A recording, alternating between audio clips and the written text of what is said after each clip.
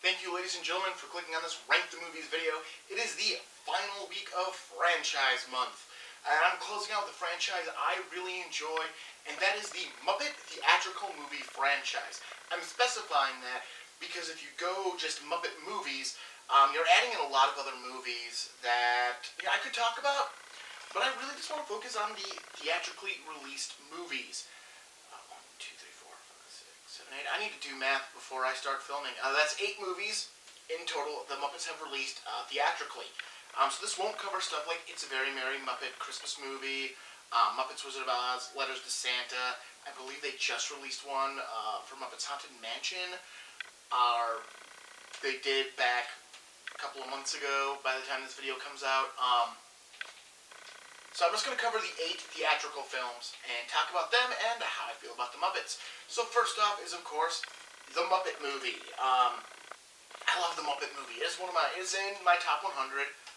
So it's got a good spot in my heart, which has kind of pounded on my sternum. I love this movie. It's such a great story. It's got such good music and such memorable music. Like Rainbow Connection is... I love that song. A lot of people love that song, but I really do love Rainbow Connection. It's such a great story about how the Muppets came together, how Kermit decided to go to Hollywood and become a star, and met Fozzie and Gonzo and Piggy and Rolf and Electric Mayhem, and even the Hare Krishna running gag of it jumps out of my head right now, but I love the Hare Krishna running gag throughout this movie. I love the fact that Electric Mayhem legitimately read the script to get caught up on what's going on. I think it's got a lot of great jokes. It's got some fantastic cameos throughout it. It is an awesome movie, and it holds up so well over time as still being a standard for what a Muppet movie should look like, for how a Muppet movie should be portrayed, how the Muppets should work, and how do you make this comedy work? I think it's still just one that going back and rewatching it is always a good time, and it's always a lot of fun because who doesn't want to go back and rewatch a favorite? I almost said childhood favorite, but honestly, I don't remember watching the Muppet Movie when I was a kid. I remember I got into the Muppets older in life. Like, I had known of the Muppets, and I had watched 2 of the movies I'm going to cover. I definitely watched them. But, yeah, I don't think I watched this movie until way later. I think the first time I ever watched it, I had it on DVD. So that would have been years after I was a child. But I love it. Something to know about this franchise. This is the only... I have seen most of these movies in theaters. I got lucky, and years ago, the theater started running a bunch of the Muppet movies. I saw the last 2 in theaters when they came out. I have not seen Muppet Christmas Carol. I just didn't get a chance to the last time it was in theaters. And Muppet Treasure Island are the only ones I have not actually seen on the big screen. The rest of them I have, including my least favorite. But I love the Muppet Movie. It is such a great movie. Next up, we have The Great Muppet Caper. Unfortunately, my display is of the 2-pack for its Blu-ray release. We'll get to the other half of that 2-pack when we get to there in the Muppet Movie timeline. Great Muppet Caper is one that has grown on me. The first time I watched it, I wasn't a huge fan of it. Like, I thought it was okay. I thought it was a decent film.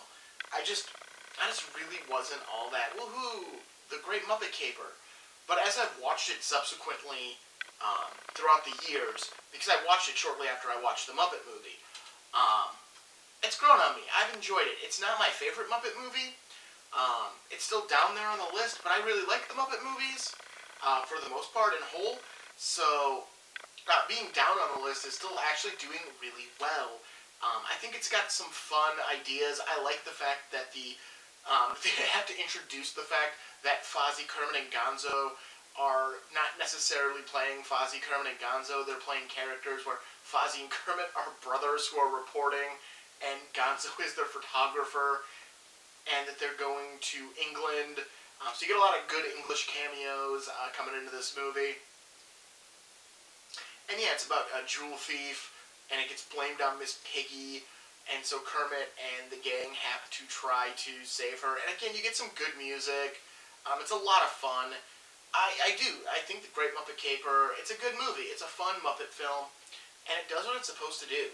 The next Muppet movie that came out was The Muppets Take Manhattan. This is the third Muppet movie. It is one of the only two theatrically released Muppet movies not released by Disney. It was... that's not currently owned by Disney. TriStar currently owned the rights to it as of the issuing of the Blu-ray. A lot of people don't like this one. Like, this is some people's least favorite Muppet movie, or down there on it. Treasure Island might also be on there. I really like this movie.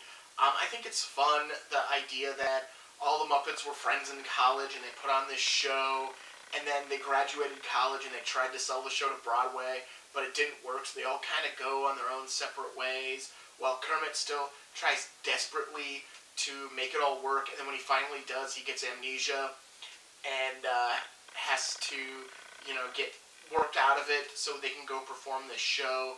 And it's got some great moments with, again, you get some good celebrities guest starring in this film.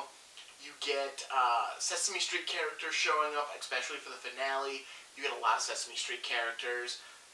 It's a lot of fun. It's got a lot of music that's really entertaining. And again, it's a great story. I love Muppet Takes Manhattan.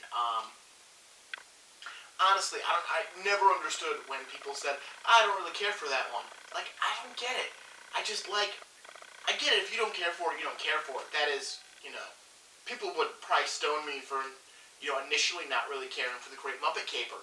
But the fact of the matter is, I just can't see it. I really like Muppets Take Manhattan. I think it was very well done. I think it does fit the Muppet movie mold, because again, it wasn't, neither of the first two movies tried to rehash the original.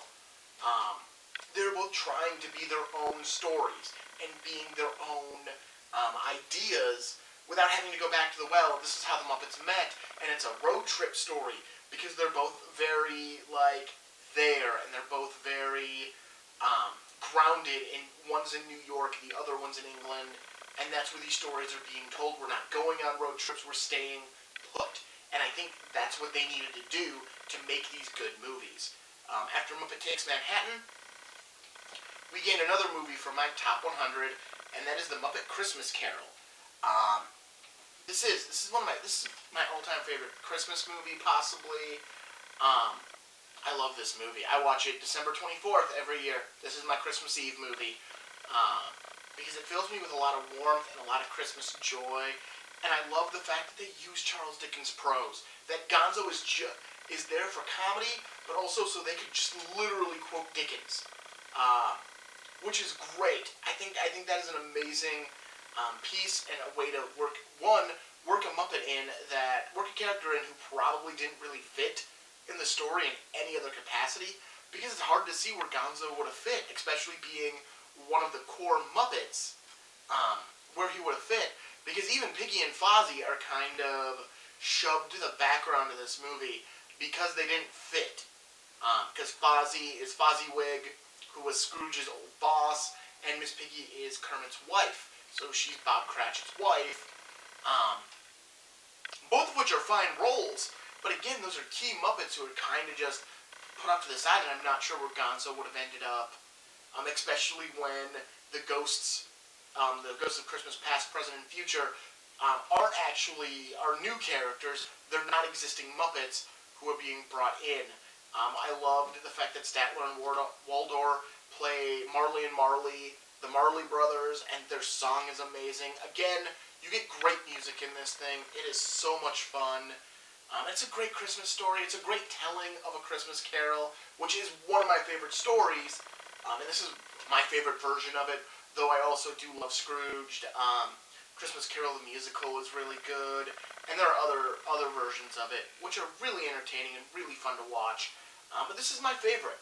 I love Muppet Christmas Carol. If for some reason you've never watched this one around the Christmas season, check it out. It is worth it. It's a lot of fun. And again, you get those actual Dickens prose being used by Gonzo, which is amazing, because Dickens is a very good writer, and he's very well spoken, and he writes some beautiful things.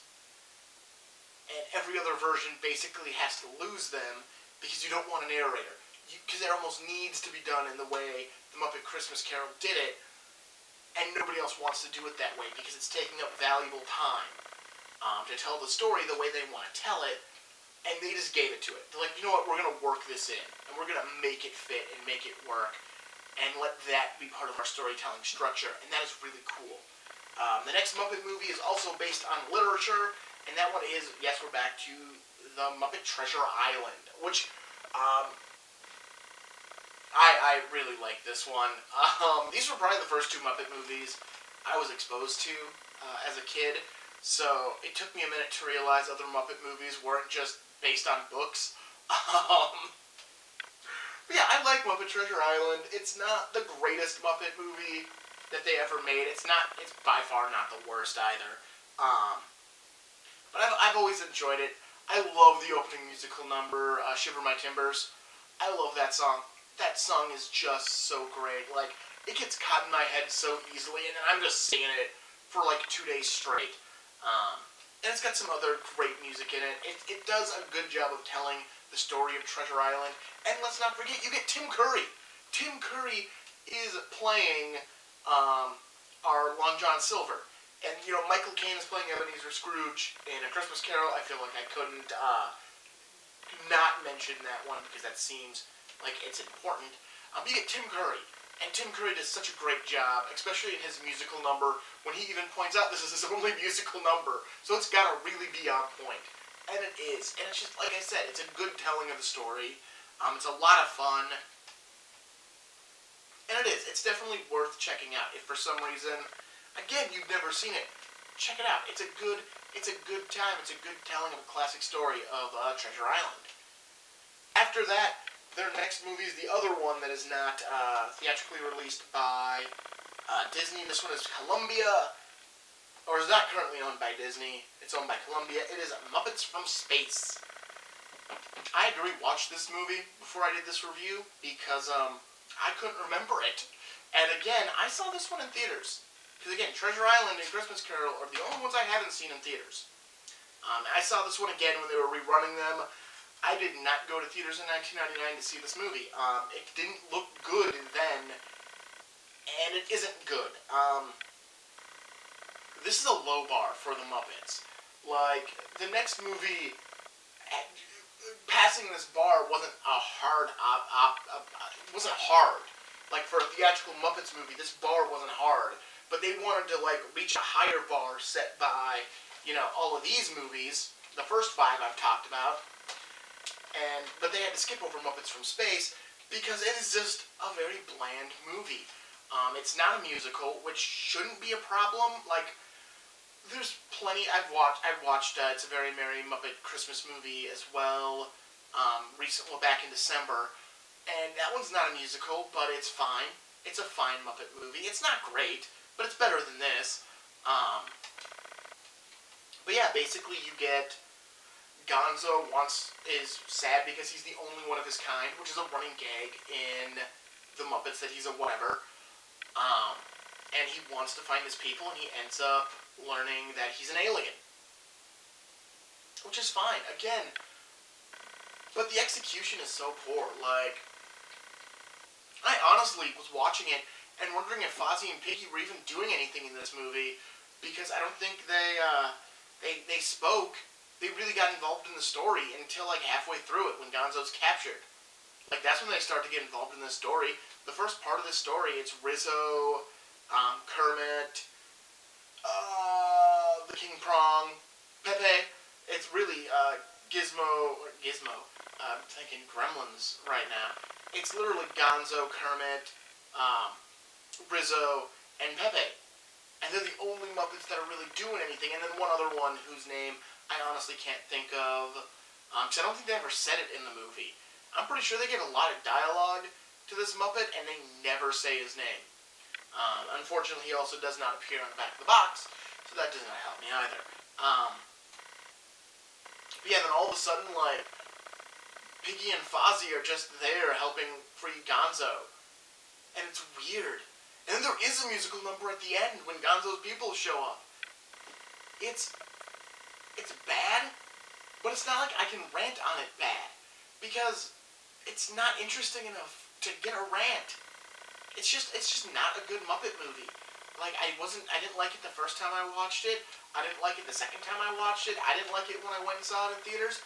And I didn't like it when I watched it for this review. Yeah, it's not a strong Muppet movie. Which then brought us to what is a really good Muppet movie, which is The Muppets. This one does go back to the original formula of the first movie, but given the fact it had been decades since that first movie, and none of the other movies tried to do it, it was okay to go that route. Plus, it was acting as a sequel to the first movie, not like a reboot or anything else. Because it is about the Muppets coming back together, this time to save the Muppet Theater from being destroyed. And they introduced a new Muppet along the way to kind of, help tell this story. It's good. Again, we get some good music. So we get music back, and it's good, it's fun. You get some great acting from like Jason Segel and Amy Adams, who are our lead human protagonists, because again, they decided, because it worked so well in Muppet Christmas Carol and Muppet Treasure Island, that they'd add lead human protagonists into it, who aren't just guest spots. Because Muppet Movie, Muppet Takes Manhattan, and Great Muppet Caper, you had humans in those movies, but a lot of them were just guest spots, or were just quick characters, or were just kind of there to help push the story along, so they might make a couple of appearances. But I think Michael Caine and Tim Curry kind of made it okay for them to do it in this movie with Jason Segel and Amy Adams, and you have Chris Cooper playing the villain. This one's a little easier because on the other side of the wall that I'm staring at is actually a poster for this movie on my wall, so I can just look at it and kind of get reminders of what I'm talking about. But it's a great movie because, again, it's about Kermit putting the Muppets back together to do one final show, and them coming together after having split apart after, the end of the last Muppet thing, which might have been Muppets from Space. It might have been the Muppet Show. It's not really clear where that line was drawn and how long it's been that the Muppets have been broken up. And I love the moment when they're doing a montage of gathering up each Muppet character, and all of a sudden there's just a bunch of them in a car, and Rolf goes, "Why didn't you use how you got me?" And it's just him, like, sitting in a hammock and Kermit walking up. "I'm getting the Muppets back together. Want to join?" "Yeah, sure." And, it's a great cutaway. It's a great gag. I mean, again, this movie has a lot of really fun gags, and it kind of goes back to the heart of the Muppets. It's a lot of fun. It is a lot of fun. It did well enough where it got its own sequel in the Muppets Most Wanted. This one now has, I'm going to have to use the box, Ricky Gervais, Ty Burrell, and Tina Fey are your humans in this movie. Muppet from Space, Jeffrey Tambor plays your main human antagonist. He's the biggest human character in that one, which again is just the antagonist. You get Ricky Gervais, Ty Burrell, and Amy Poehler coming in to play our humans against the Muppets, who after the success of the Muppets, they are now going on a world tour. So now they are overseas again, like the Great Muppet Caper, and everywhere they go, a crime is committed next door to the theater, and it is believed, because Kermit is swapped with a look-alike frog who is the greatest criminal of all time, and Ricky Gervais is the #2 greatest criminal of all time. Ty Burrell plays a cop who is trying to investigate these crimes with Sam Eagle. It's a lot of fun. The music's there, but it's not as good. This actually might have some of my least favorite music. It's still good music. Like, it's one of those statements of, it's my least favorite music, but it's still really good music in it. And it's a decent film. Like, I love the Muppets. I always have, and I love checking out Muppet stuff. I've watched old episodes of The Muppet Show, and it's really fun, and they're really funny episodes. I've watched Muppets Wizard of Oz. I've watched Muppets. It's a very merry Muppet Christmas movie. I have a Muppet Family Christmas, which is my favorite Christmas special. Oddly enough, the Muppets hold both the places of favorite Christmas movie and favorite Christmas special right now. So I do love the Muppets. I try to watch as much of it as I can, but you know, we live in a world where there's just a lot of media to consume, and honestly, I have some of the best well, not this one, but I got some of the best Muppet media at my fingertips to consume whenever I want. But I'm going to do a ranking of these movies, so let's hit them up. My least favorite Muppet movie to my most favorite Muppet movie. Obviously, my least favorite Muppet movie is Muppets from Space.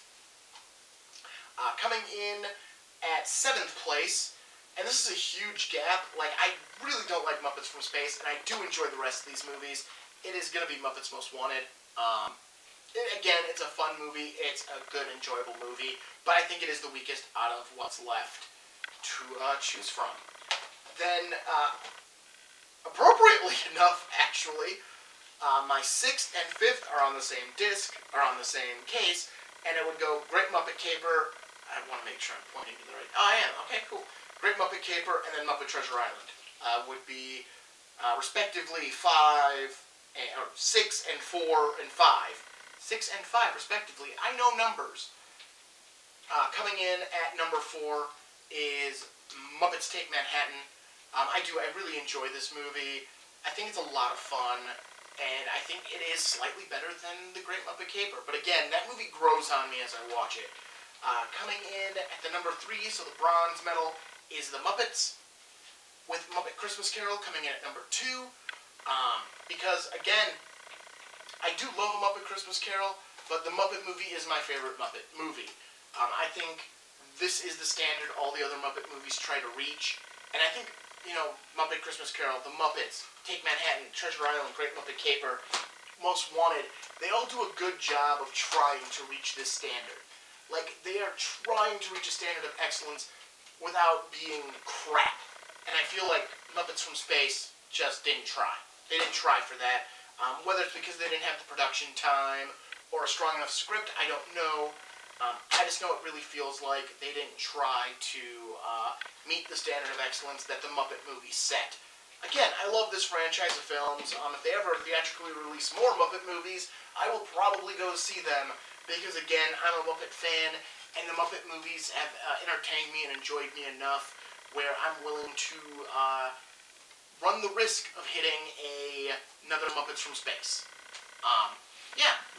To me, this is a really great franchise. It's a fun franchise, and it's a good franchise to end on. Because, like, if you look at what I've talked about over the last 4 weeks, the Shrek franchise is fun, but only the first 2 movies are really necessary to watch. A Nightmare on Elm Street's a fine horror franchise, but it's my least favorite horror franchise of the ones I would regularly watch. The View Askewverse is a great comedy franchise, and I really love it, but, you know, it still doesn't have that same level of heart that's there. The Die Hard franchise is fun. It's a good franchise. But the Muppet franchise, because it just has one very weak entry, and the rest of them would all fall very hard into a good category. This is a great franchise. Alright, well that's going to end it for Franchise Month. Next week I'm going to start looking at single movies again. The theme is... there's a theme, I just don't know how to word the theme.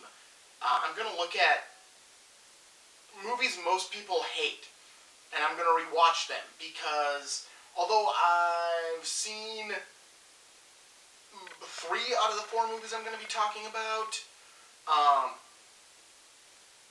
I only absolutely know I hate one of them. Because although I've stated on this channel multiple times my least favorite movie of all time is All About Eve, and that's because I'm pretty sure I've just repressed memories for a long period of time of a movie I hate more than All About Eve. And I'll be reviewing that one at the end of next month. So stay tuned, like, comment, and subscribe to make sure you don't miss the upcoming videos, where I'm going to talk about stuff like Dungeons & Dragons, Popeye, I forget what the other one is off the top of my head right now, and then the movie I'm pretty sure I've repressed for many years, many years. So don't forget, like, comment, subscribe so you don't miss any content. I hope you enjoyed this video. I hope you come back. I am Martin Prevost. This is Rank the Movies. Have a good one.